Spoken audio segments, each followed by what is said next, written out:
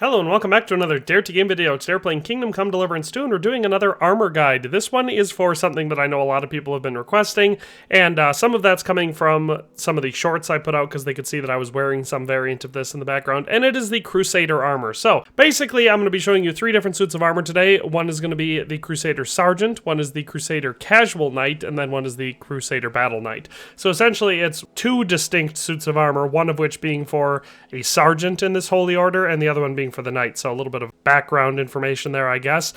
Most of your crusading knightly religious orders, you know, the Templars, the Teutons, the Hospitallers, Knights of St. John, Knights of St. Lazarus, etc. You know, there's a lot of orders. In this one here, we're doing, I believe it's called the Crusaders of the Red Star, which I'm not even personally familiar with. After, you know, finding them in this game, I'm going to have to do some historical research and learn about them because I've always been really interested by these knightly orders. So I'll be doing some research into these at some point. But with that being said, I'm going to assume, before having done research, that they follow a similar structure, that you have your knights, which are one class in the order, and your sergeants, which are another. So in that regard, we'll be going through the Crusader Sergeant first, and then for the knight, I'll have the casual outfit, or, you know, what I like to call the casual knight outfit, which is basically, well, it's exactly the same outfit, just less weapons and no headwear, so that, you know, you can breathe freely and see the face and all that sort of stuff. And then the other one will just be the fully armed and armored version.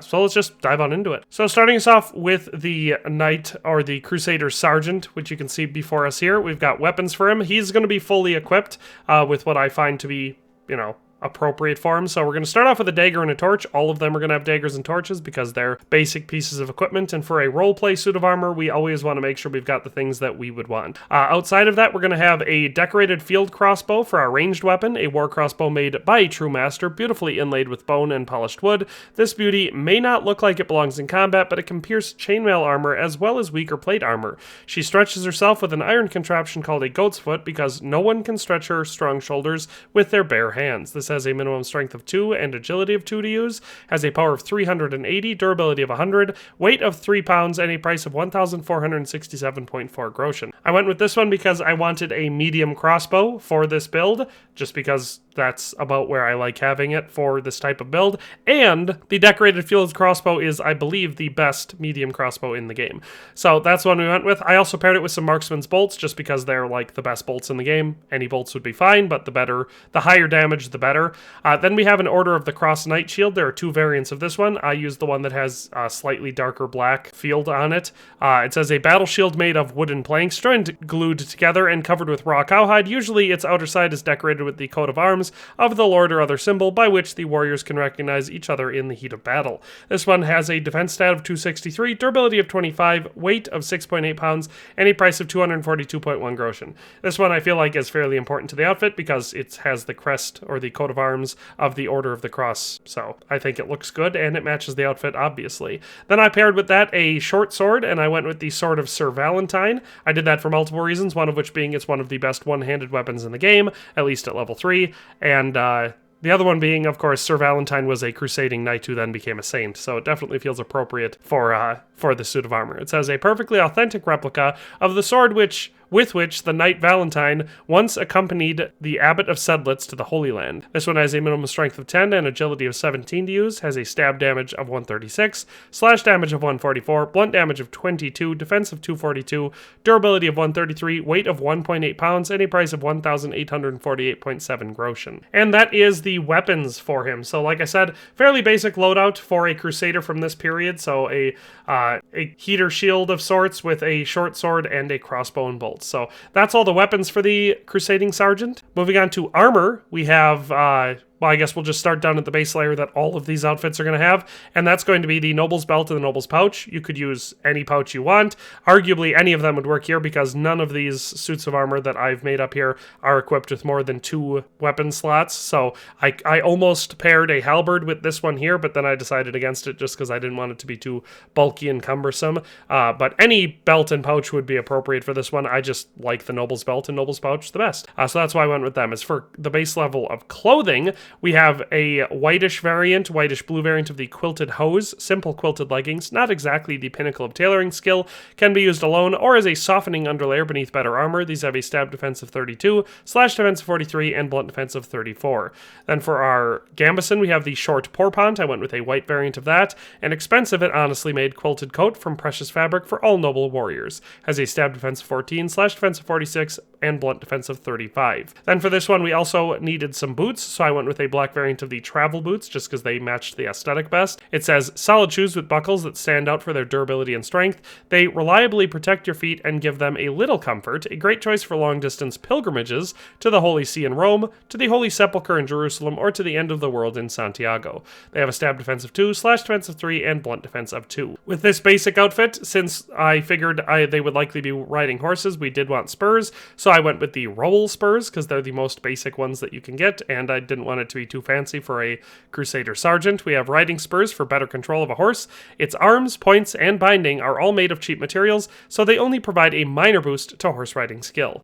Then we also wanted some jewelry. Since we have Godwin's ring in our inventory, I chose that as the ring, but for the necklace that I'll be using for all three, we have the scapular with insignia, and I went with this one because it's the highest, at least I believe it was the highest charisma scapular option, and I figured for a crusading knight, of religious warrior monks, the scapular would be the right choice. So it says a tiny pendant, usually worn around the neck or wrapped around the wrist, is associated with praising the Virgin Mary and other saints. So that's why I went with that one for the neckwear. Moving up from there to our second layer, we have for our male hauberk, we have the hauberk long, a long chainmail shirt with short sleeves covering only the arms of its wearer. This has a stab defense of 33, slash defense of 68, and blunt defense of 55. All three of our outfits will be wearing this hauberk. Then we also have a male collar, and I just went with the plain male collar. A short chainmail collar called a gorget protects the neck and guards the warrior from being cut or penetrated by a blade under the helmet or under the visor of the helmet. This has a stab defense of 17, slash defense of 35, and blunt defense of 37. And then for this one, we just have a plain padded coif because I didn't want too much of it showing under the helmet.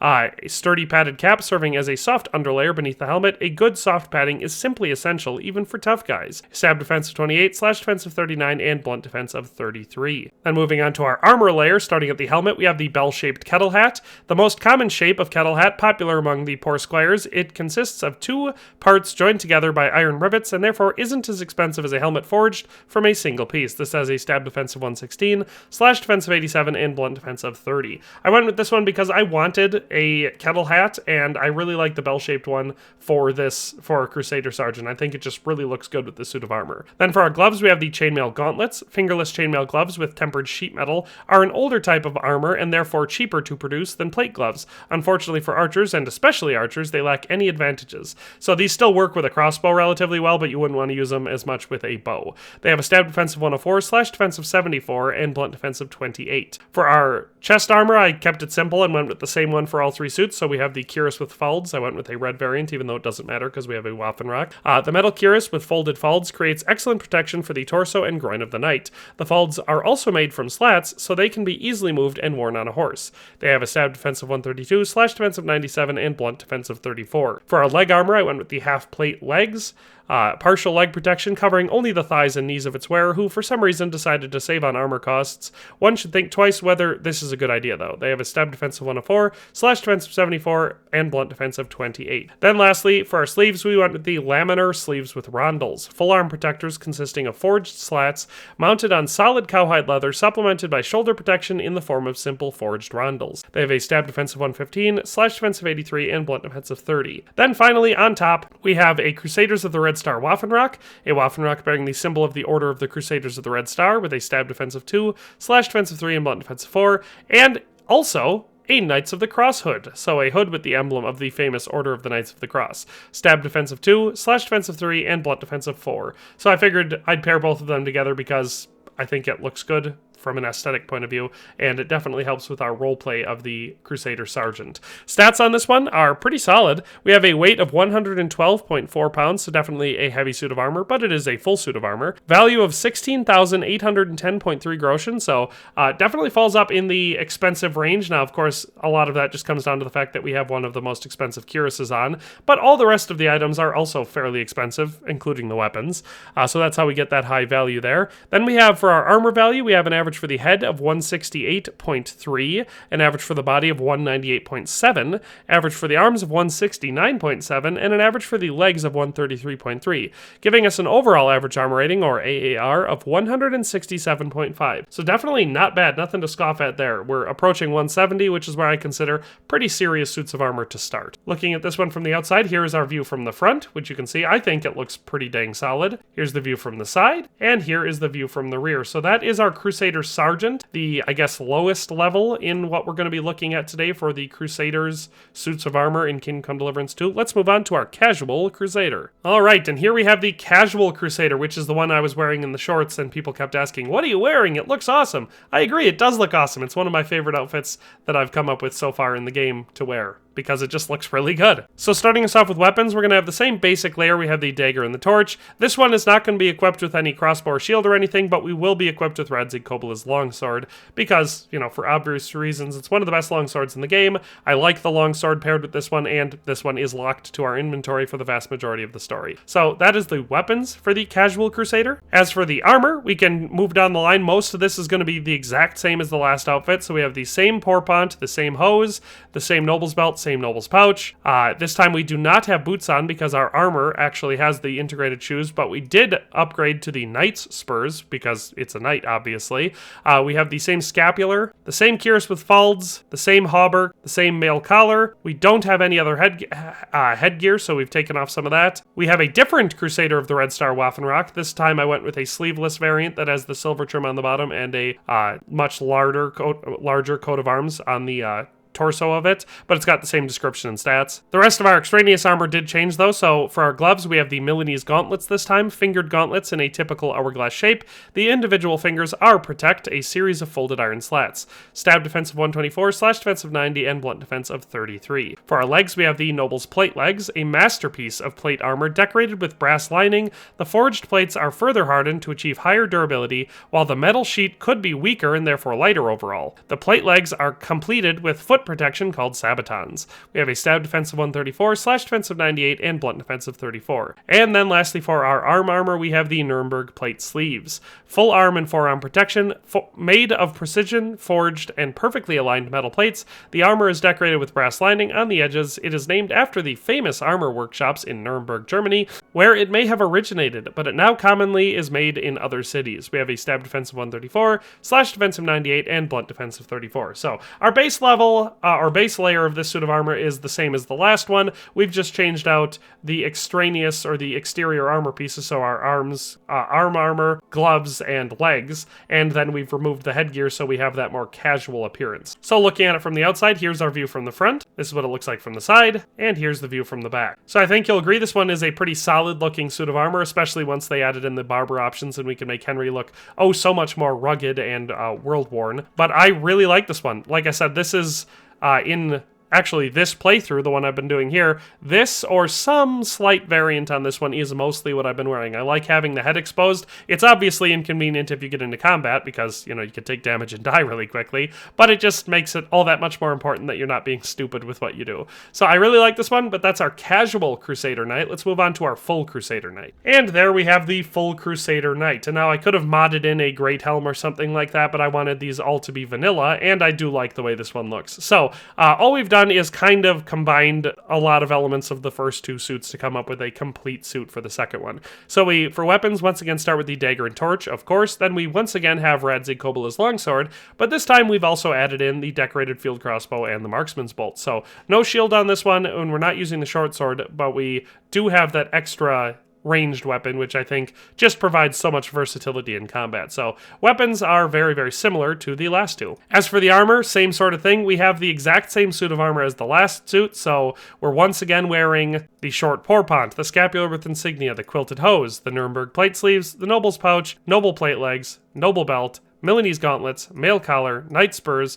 hauberk long, cuirass with falds, and the Crusaders of the Red Star Waffenrock. So those are all the exact same items as the Casual Knight. All we've added is the mail coif, a quilted hood with a collar and wide mail hood, stab defense of 24, slash defense of 60, and blunt defense of 51, and of course a helmet. We went with the Italian bassinet, and I chose the variant that has the red lining because obviously it fits the other accents on the suit of armor.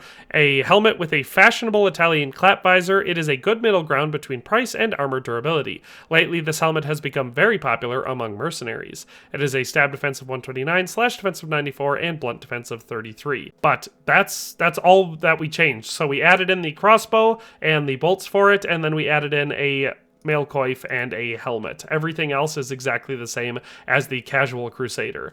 And honestly, I love the way it looks. Like I said, I went with this helmet because it's one of my favorite styles of helmets overall in the game, and since we don't have a great helmet that doesn't have a big ridiculous crest on it, this one had the flat face, so I feel like aesthetically it fits what most people think of when they picture a crusading knight. Stats on this one, before we move on to the appearance too much, are going to be a total weight of 121.2 pounds, so just a little bit lighter than the casual variant, which had 98 pounds.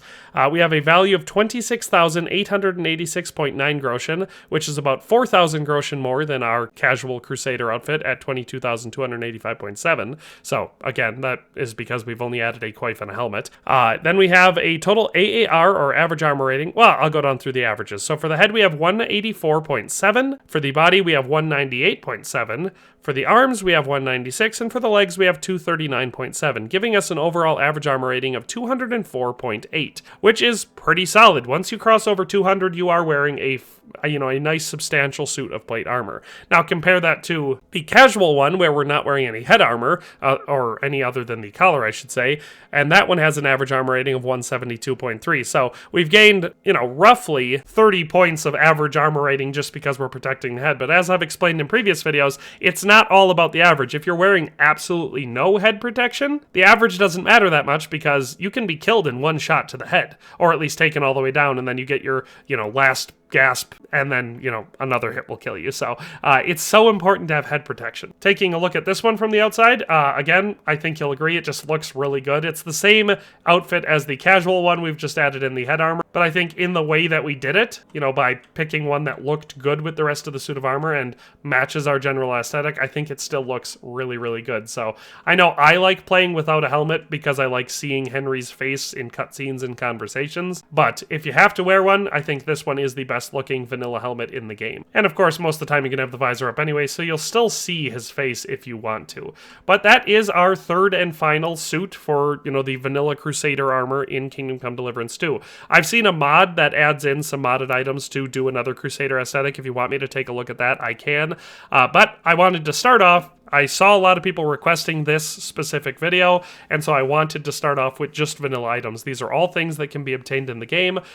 For the unique stuff, the Crusader Waffenrocks and hoods, those can be obtained during a quest that is started when you're trying to get into the wedding. If you decide to go work for the smith and work your way up that way, at some point you're going to need to go looking for this legendary sword because you need the Toledo steel that it's made out of. And if you actually do that mission and you go and you find out the rumors from the tavern in Troskowitz and follow that through, you'll actually find a group of knights that will have a bunch of this stuff equipped, as well as a grave that'll have one of the Waffenrocks and I believe one of the shields buried in it. So if you want to get your hands on the Crusader items, those can all be done in the Trotsky Castle region of the map. But with all that being said, thanks a ton for watching. Hope you enjoyed the video. If you have any requests for any armor guides or anything you'd like to see, let me know down in the comment section below. But in any case, thanks for watching and have a nice day, and I'll see you next time. Thanks for watching another Dare to Game video. If you liked this video, please leave a like and a comment. If you haven't already, be sure to subscribe to the channel.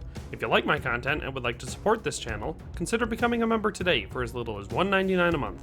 It makes a huge difference. But in any case, thanks for watching and have a nice day. I'll see you next time.